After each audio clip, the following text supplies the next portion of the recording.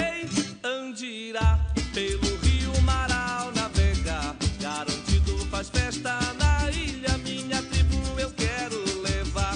Eu irei Andirá, pelo rio Marau navegar. Garantido faz festa na ilha, minha tribo eu quero levar. Início então a segunda parte aí do seminário Entre Cidades e Rios, né? O objetivo dessa segunda parte é tratar de Barreirinha, enquanto cidade pequena na Amazônia, né? Analisar um pouco do seu sítio, da sua situação, dos seus sistemas territoriais. Quem quiser acompanhar depois, dar uma lida no texto, vocês têm online aí na revista Segote, tá? Revista de Geografia e Ordenamento do Território.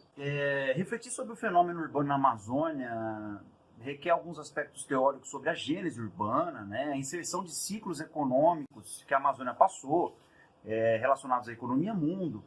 Sabemos das drogas, desde as drogas do sertão, quando não existiam cidades, apenas fortins, depois a criação de vilas, né? Formação de pequenos povoados, os descimentos dos indígenas e a formação de cidades. A gente sempre teve uma relação muito forte desses núcleos com a economia mundo. No Baixo Amazonas a gente teve pouca influência do período da borracha. O período da borracha não afetou tanto a micro-região de Parintins. Apenas resíduos aí. A gente não tem hoje prédios aqui em Parintins que vieram do ciclo da borracha. Mas depois o ciclo mais importante foi o ciclo da juta, tá? Tivemos o ciclo do pau-rosa, enfim, que é para seiva de perfumes, para quem não conhece, né?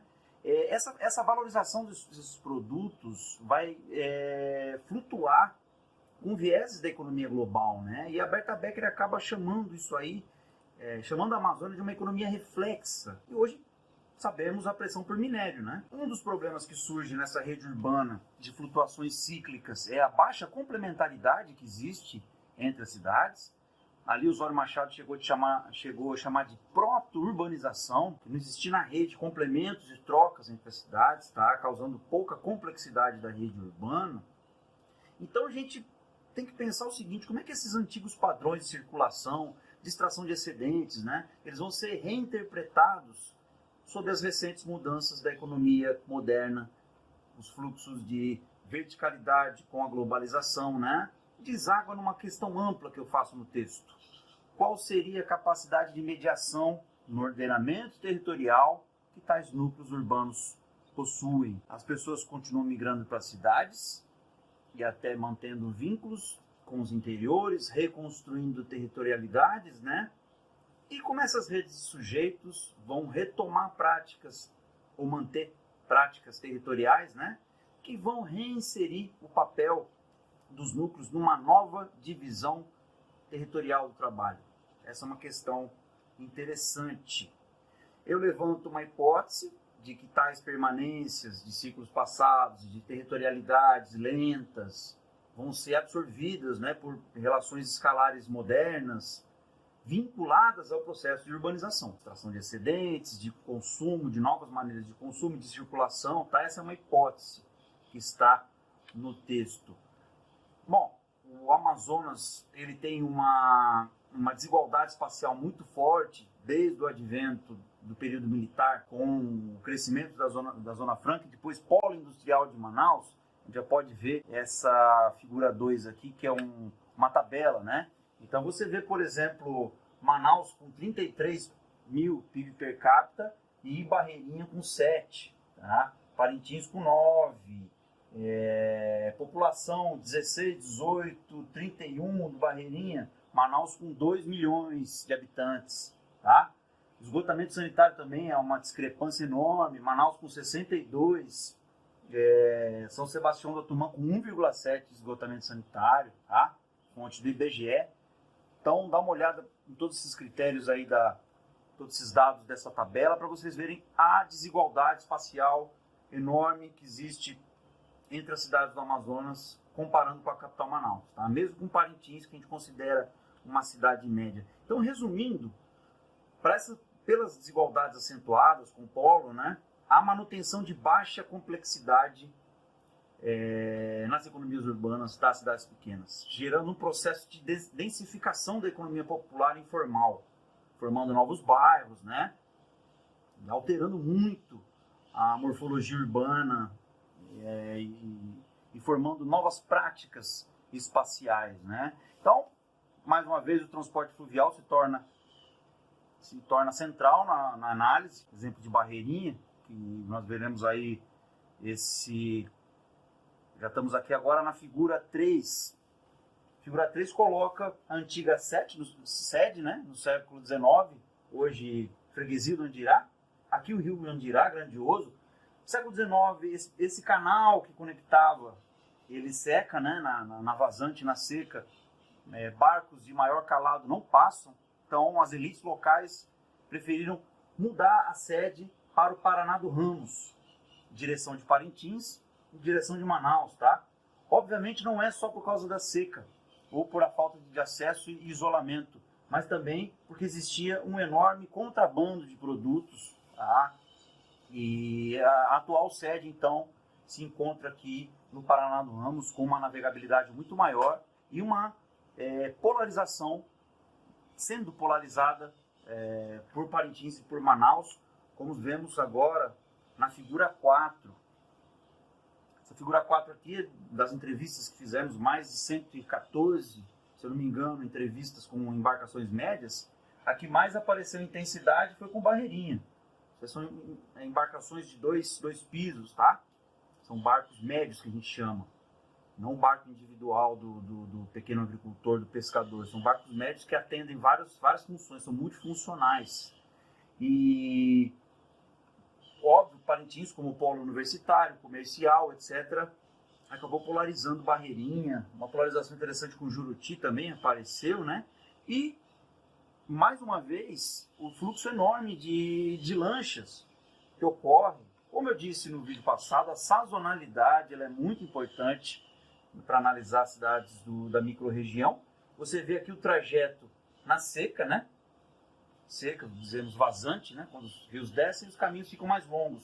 E na cheia, as lanchas cortam pelo Lago das Piranhas aqui, até chegar a Barreirinha. A introdução das lanchas vai alterar a centralidade das comunidades que ficaram abandonadas, digamos assim, né? Existe lá uma população significativa, mas com menos pujança econômica, tá? Essas lanchas, elas passam a atender mais a calha do Paraná do Ramos do que apenas uma lancha faz o trajeto do rio Andirá. Isso altera a centralidade comercial, tanto das comunidades como de Barreirinha e Parintins. Mapa 6, a figura 6, ela mostra as entrevistas que nós fizemos em Barreirinha. Então aqui é muito interessante, veja só como as comunidades, que hoje são distrito, as comunidades do Paraná do Ramos cresceram muito mais, Terra Preta, Pedras, Cametá do Ramos, que se tornaram distritos, e como houve uma estagnação das comunidades da calha do Andirá. A gente precisa de muito mais dados, foram poucos campos, tá? Você vê freguesia, antiga sede, e aqui um próximo objeto de estudo, área indígena. Barreirinha tem uma parte grande aqui do seu território municipal, que é composto pelos Saterês Maués. Essa aqui é a terra indígena do Andirá Amaral, tá? Dos Saterés. E aqui, Ponta Alegre, que se torna um nódulo urbano, ao meu ver, tá? De distribuição e absorção de produtos e de ordenamento territorial da área indígena aqui. Ponta Alegre é um dos nós de poder e de retomada, assim, dos projetos de poder que os indígenas vêm tentando, vêm resistindo, tá? Enfim, e aí quando você vê os produtos, né, o que vai para os interiores? Frios, cesta básica, rancho, gasolina, bebidas, farinha.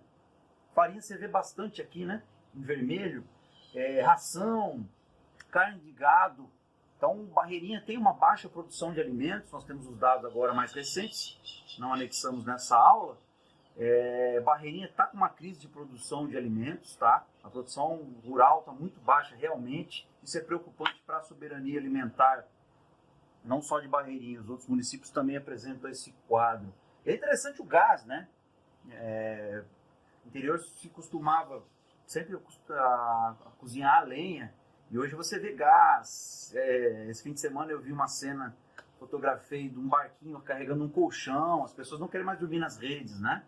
Então há uma transição de hábitos urbanos. Por isso que eu venho chamando de urbano ribeirinho. É importante a gente ver esses hábitos de consumo para também ver a mudança e a alteração dos hábitos do dia a dia dessas pessoas e comunidades, tá?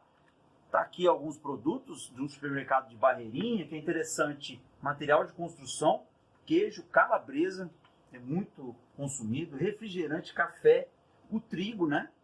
Você vê a substituição do carboidrato por trigo importado, sabemos, né, que o trigo vem de fora.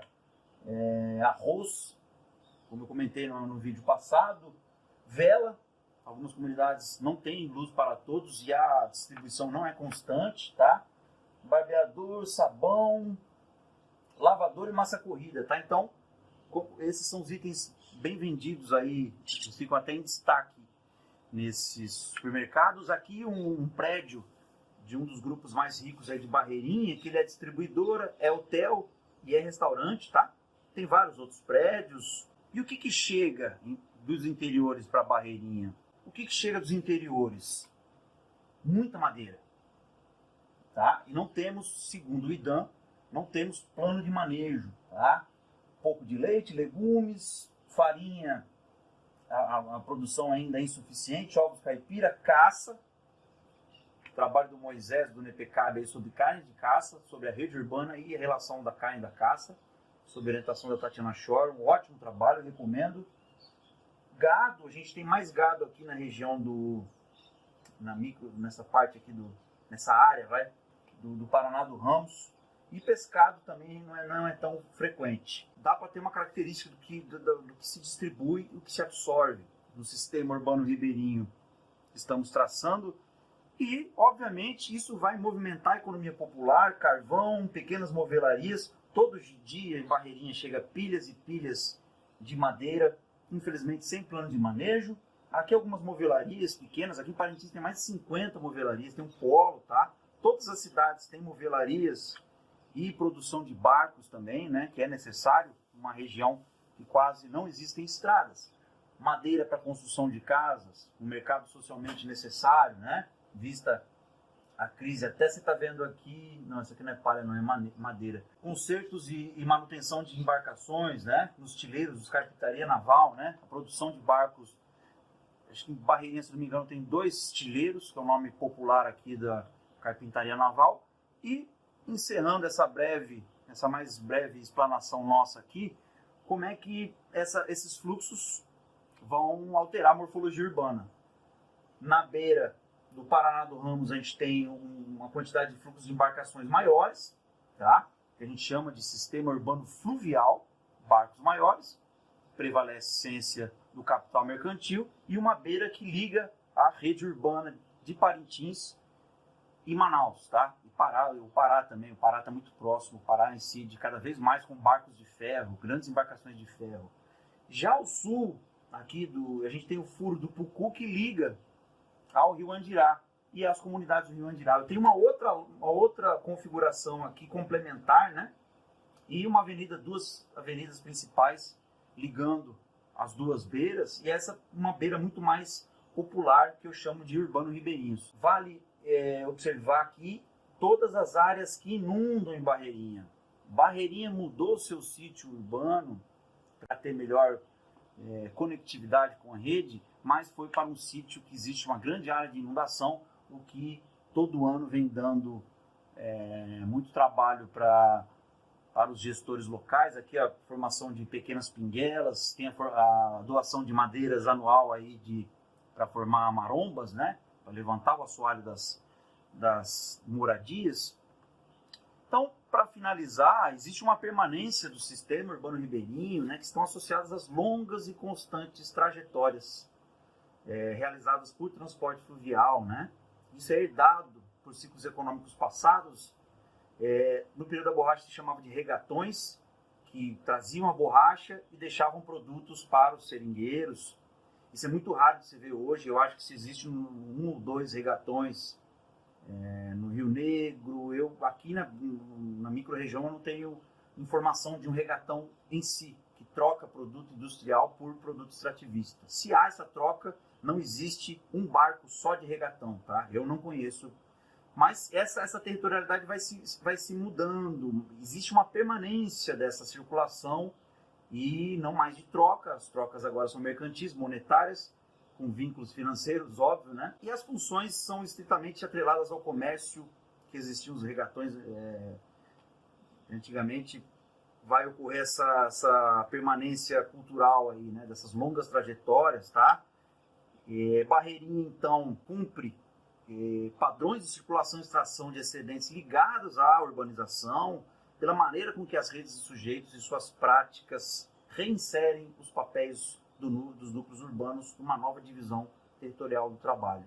Então, encerrando, há uma intensa distribuição de produtos industrializados para interiores, realizados pela interação fluvial e ribeirinha, mercantil e popular, há essa interação, com o uso de comunidades para posterior redistribuição a comunidades mais longínquas, tá? A gente revê esse mapa aqui de fluxos. Eu tenho comunidades maiores e orbitando em torno delas comunidades menores, tá? Então há uma espécie de hierarquia, porque se a gente ter outros tipos de teorias que requerem mais dados, mais presença de fixos, dá uma impressão de que realmente os interiores do Amazonas não tem nada. Como você passa de barco e fala, mas caramba, eu estou vendo uma casinha ou outra. A partir do modelo sistema territorial urbano ribeirinho, a gente tem que enxergar que existe sim um padrão de circulação e de assentamentos humanos, ok?